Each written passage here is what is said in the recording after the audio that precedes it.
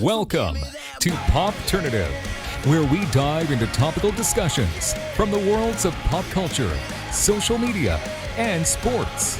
Here is your host, Peter Remoliotis, aka PD Beats. Hello and welcome to the Popternative Podcast. This is the podcast and talk show where we have digital discussions from the worlds of TV, film, pop culture, social media, sports, everything really, depending on the guest. We talk about it all. As always, I'm your host, Peter Remoliotis, and social media, you know me as PD Beats. You'll recognize my guest as Jackson Fuller in Fuller House on Netflix. We're with Michael Campion. Michael, welcome to Popternative, man.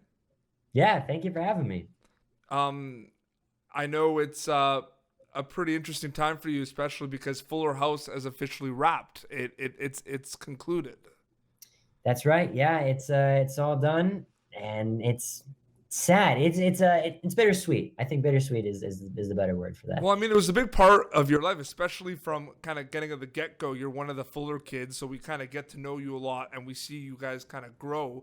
Talk a little bit about what fans could have expected in kind of the last season of it, and talk about like the reception of it so far.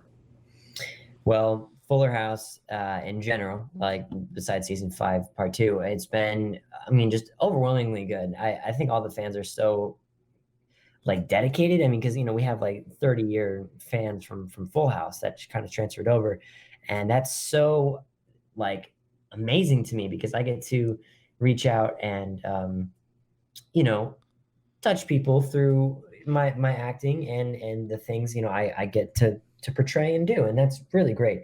And as for part 2, I think you guys are really gonna like it if you haven't seen it already. It is, I mean, like the most conclusive wrap up I've seen to a show in a long time. Really wraps everything up. Gets some unexpected surprises from guests and everything, and it's great. I love it.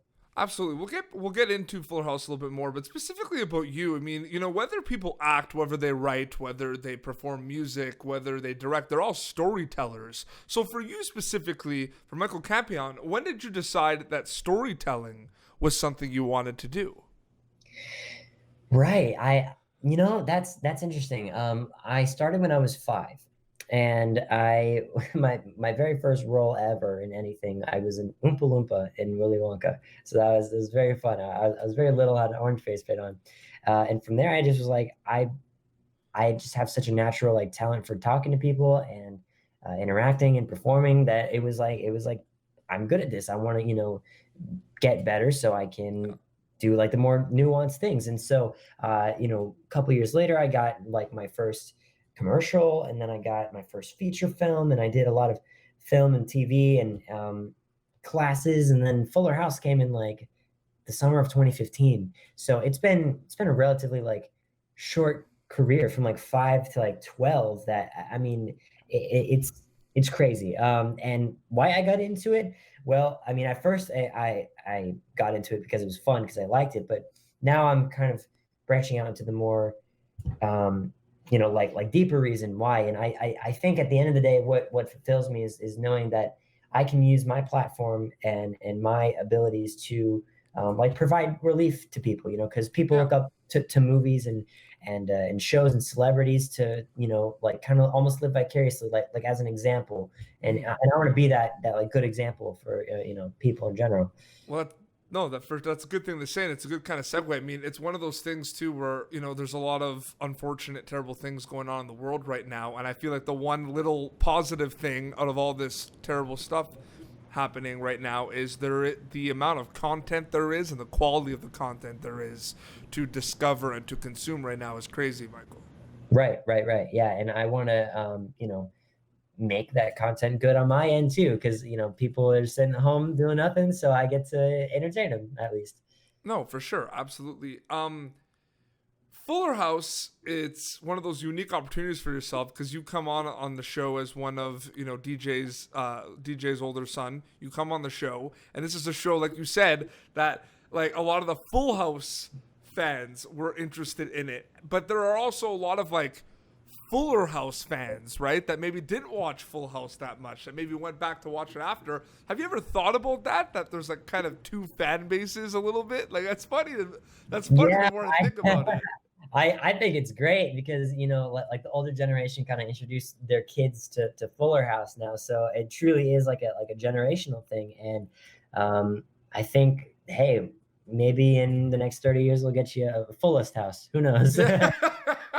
No, it's pretty crazy. So I kind of want to know, for you and kind of the cast that play kind of, DJ's kids and QB's kids and everything, like you, Ramona, and all of you, did you guys, like, was there some research that you had to do, like, before? Like, did you guys all search what Full House was before you kind of got in? Or was it kind of like you did that after you got the role? Well, actually, I had watched Full House for quite some time. Like, I started watching Full House at a really young age because it was on, like, at Nick at Night. It was always on. Oh, yeah. It was always on. So I just kind of had it running in the background. And sometimes I'd sit down and legitimately watch it. So, like, I didn't really have to do too much research because I knew all the characters. And it's a funny story. The first person I met on the cast just out of the blue was Andrea Barber, the one who plays Kimmy Gibbler on the show. And I didn't expect her to look so much like her kid self. I was like, that is insane. And I shook her hand, she walked away, and I go to my mom like, Mom, that was Kimmy Gibbler. Like, oh my gosh, that's crazy. And they all look like they're little kid selves, which is almost rare. Like, it's so rare to see that. Because when the kids grow up, mostly they look almost completely different. So I don't know. I thought that was funny. No, for sure. You're actually, more I think about it, I was about to say third, but I just did another. You're actually like the fourth Fuller House guest on this show. Really? Oh, who else have you had? Yeah, you're not the first one. I'm sorry. Oh no, I'm curious. Who else? Well, so I had Blake Toomey Wilhoit, who was all in Full House. He played one of the Nick. He was the one of the twins, Nick and Alex. Nick, yeah, Alex. Nick and Alex, yeah. And then I had so I had Trevor Larkin, who played one of your buddies, Mankowski. Oh, really? Okay. Yes, and then recently I interviewed David Lipper, who plays Viper from Full House, who's also in Oh my Full gosh, House. that's great! Yeah. Wow. So absolutely, but that's a cool thing too, where there's the blending of both shows, especially in like the last season. There's a lot of reunions and everything. What was that like for not only you guys, but like, did you kind of see and enjoy the reactions from, like Candace and Jody, where they're kind of seeing everyone come back? Like, you must have been like, wow, this is awesome to see. Like, there's a lot of reunions, right, Michael? Yeah, it was funny meeting all these like guest stars from past Full House. I mean, they brought Derek back. Yeah, my favorite definitely was wait. Are you talking about Dwayne? Like the Well, they brought Dwayne, but they brought Derek came back. I'm pretty sure he was like a friend of Michelle's. Oh yes, Derek. Okay, yes. He played Yankee Doodle and I was gonna say, oh my gosh, I totally forgot they brought him back too. I was thinking about Dwayne, and I met him, and we started talking, and I did my like whatever impression, and he just like lost it. It was so funny. I remember that so prominently in my mind. But as for me, I didn't really get to see all the reactions like for the very first time because I wasn't in most of the scenes where like all the guests like where all the old guest stars came back. But I got to meet them, and they're like they're like super cool, all of them. Jackson Fuller, your character, there's a lot of things we could say about Jackson, and we see the evolution of Jackson throughout the seasons. But I feel like a couple of things that don't go away from Jackson is there's a little bit of like a head of the clouds, like space cadet aspect of of Jackson sometimes that like just never leaves, I feel. Do you agree with that a little bit? Oh yeah, he's always somewhere else. I don't know what Jackson's on at all times, but it's I love that about him because I definitely feel the same way about myself. I'm always like, yeah, bro, like sure, and that part was very easy to play for me. I love just when he's absent-minded like that. It's fun to play. The dance-off scene where they want to get Ramona on the team. You guys all show up at the school. He was beautiful. Yeah, and then there's the. What's his? Well, it's Tanner Buchanan, but what's his? Is Chad? Is Chad the name of his character? That's right. Yeah. Yeah. They say Chad does the stumble, And Yeah. like when like, because like Trevor's in that episode too as Mankowski, so we talked about that a little bit too when he was on. But like, she's like, dance team assemble, y'all go and dance, and like it's just you in the background dabbing the whole time. Oh my God.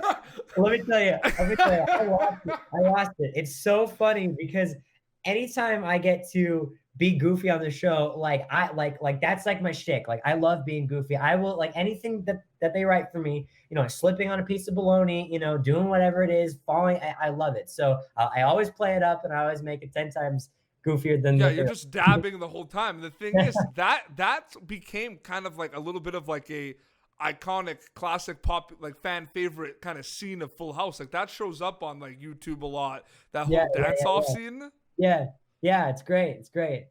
Absolutely. We talked a little bit about your acting stuff, but like what are you kind of interested in besides kind of the work stuff? Like, are you into sports? Do you play any instruments? Like, what's that kind of life of Michael Campion like? Yeah, actually, since quarantine has started, I began to pick up more skills that I never thought I would have liked. But before that, I primarily focus on four things. Sorry, I have acting, obviously, and then I have magic. I'm very into like magic tricks. Awesome. I perform at a place here in LA called the Magic Castle. And for No way. Oh, do you know what that is? Well, I know, but well, I just interviewed Justin Woolman from Magic for Humans. Oh, no way, that's crazy. Yeah, he was on my show last week.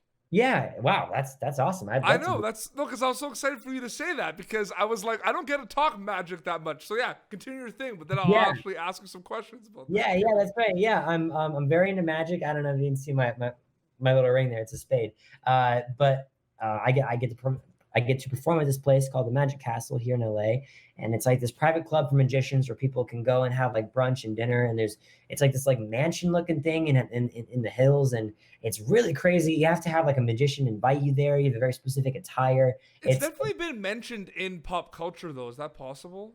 Or they call it something like I feel like I used to watch like Drake and Josh on Nickelodeon, and he would say he'd go perform at the Magic Castle or the Magic Palace or something like that. Yeah, I'm sure. I have no doubt that it's been mentioned several times because it is the world famous Magic Castle. But besides that, I play the bass. I like physical fitness. I like hiking, walking, running, swimming. That's always fun for me. Never really did any sports. I mean, I was always in like martial arts, but I haven't been able to do that so much recently because COVID and everything. But yeah, I've been trying to fill my time learning new things I never thought I would, like cooking. Was never good at cooking, and I just started like learning how to make stuff. So that's interesting too, because like so you wear many hats basically. I wear many hats. I try at least. So here's the thing I thought of that I wanted to kind of ask you. This was something I want to. So you are an actor. You are a young up and coming actor who continues to be in shows and movies, and you're learning every day, and you're trying to make your craft better and better, right? And you're in these shows. So it's interesting because you do have a lot of fans and a lot of people who kind of want to act that look up to you, you know what I mean? And kind of follow you on Instagram and see you as kind of a role model. But at the same time, you're young enough that you still have kind of like role models and you're still looking up to people. So you're in this interesting kind of situation, right? Where people are looking up to you, but at the same time, you are also looking up to people. Have you ever thought about that, Michael? Oh yeah, I have so many people that I look up to. I think my biggest inspiration for an actor, not necessarily like skill wise, but I think as a person and how they handle their fame is Keanu Reeves. I love Keanu Reeves. He is legendary and he's so humble. He's so down to earth. I look up to him for so much. But I try to live my life, as humble as I can. I think that's the mistake a lot of celebrities make, is that they just give it all to themselves. I didn't choose any of this. I mean, I love it, but this could have been anyone in this position. So I'm just trying to do my best and give love to everyone in the position that I'm in, for sure. For sure. And specifically on Instagram, you do have quite a following out there, and you try to post stuff, and you do some vlogs as well, or you're also in some vlogs. We mentioned Isaac's vlogs. that he did, and you're in there. There's one where he pranks you, where he just messes up your whole room Just on so set. fun. Yeah. That's yep. I got him back for that though, by the way, off camera. So there's that aspect of things. But like, do you see there's like a responsibility as well, right? When you're like on social media, you have a lot of followers. Like, you think about that too. Oh yeah, definitely. You know, a lot of people don't do much with that influence, and I really try my hardest to use that for good in the best way I can. I haven't been posting about too many charities recently, but in the past I have, and you know, in general, it's just trying to just spread positivity, trying to be like a good, you know, role model to people for sure. Absolutely. Well, Michael, thank you so much for coming on Popternative, man. Yeah, thank you so much for having me. This has been great. Absolutely. So obviously they could people could right now watch the part two, like the final half of season 5, which is the final season of Fuller House, and that is on Netflix. That's right. So they can watch that now, and they should watch it because basically it's a combination of all these emotions that the show is concluding, and all these flashbacks and people from the past. There's a lot of stuff going on. Oh yeah, you guys will love it. Absolutely. Go and watch it. Write a review. Let me know how you think about it, and I would love to discuss. And where can people follow you on social media to keep up to date with everything?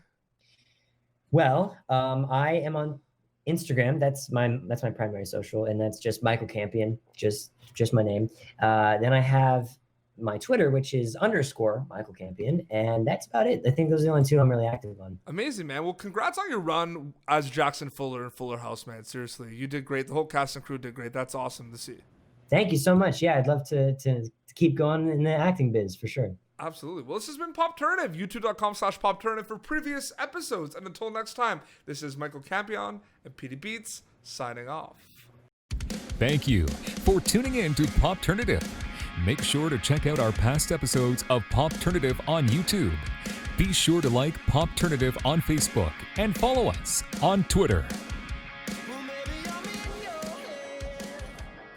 This has been an Autograph Communications production.